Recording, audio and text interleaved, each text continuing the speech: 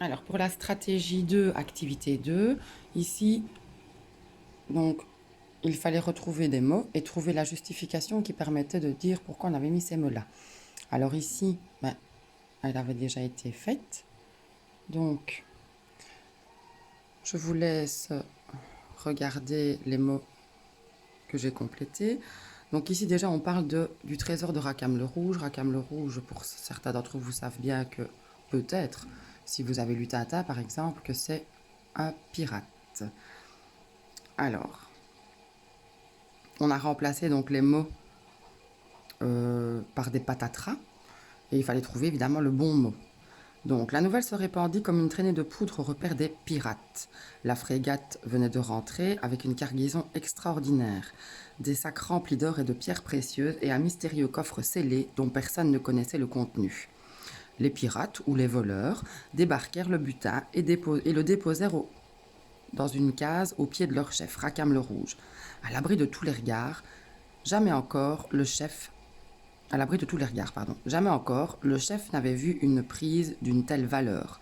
Jamais, ce qui excitait surtout la convoitise, c'était le coffre scellé.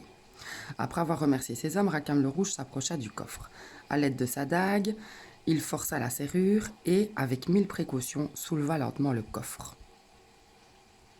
Au milieu du coffre, tel un bijou dans son écrin, trônait un tonnelet en bois duquel s'échappaient d'odorantes effluves. Immédiatement, Rackham sut ce que contenait le petit tonneau.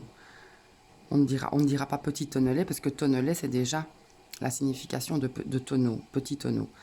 Et l'eau lui vint à la bouche. Il ouvrit prudemment le tonnelet et y trempa un doigt, qu'il apporta aussitôt à sa bouche. Une onde de plaisir lui parcourut les veines et décida aussitôt que le tonnelet et son précieux liquide doré seraient son butin personnel.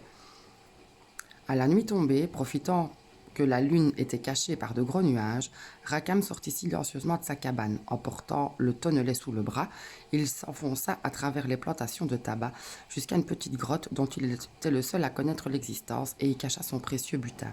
Il sera ainsi le seul à pouvoir s'enivrer. Tant pis pour mes hommes, se dit-il, je leur donnerai un peu d'or pour les calmer. Alors, juste la dernière question, on vous demandait ce que vous pensez que contient le tonnelet, je pense, oui, que contient le tonnelet. Alors, si vous n'avez pas lu Rackham le Rouge, vous n'êtes pas censé le savoir, donc là, évidemment, il a peut-être fallu demander un peu d'aide. Donc, c'est du rhum. Pourquoi du rhum? Donc, du rhum, c'est de l'alcool, hein, parce qu'il parle d'un liquide doré. Il parle d'effluves, enfin d'odorantes effluves, donc ça c'est des odeurs. Et il va pouvoir s'enivrer. S'enivrer, ça veut dire devenir saoul, d'accord? Être ivre. Donc voilà, ça c'était pour l'activité 2. Pour l'activité 3, il suffisait donc de retrouver les lettres manquantes. Donc là, je vous laisse le temps de regarder. C'était toujours sur le texte des pirates. Et alors ici, en plus, on avait un indice, du rhum à volonté pour tout le monde.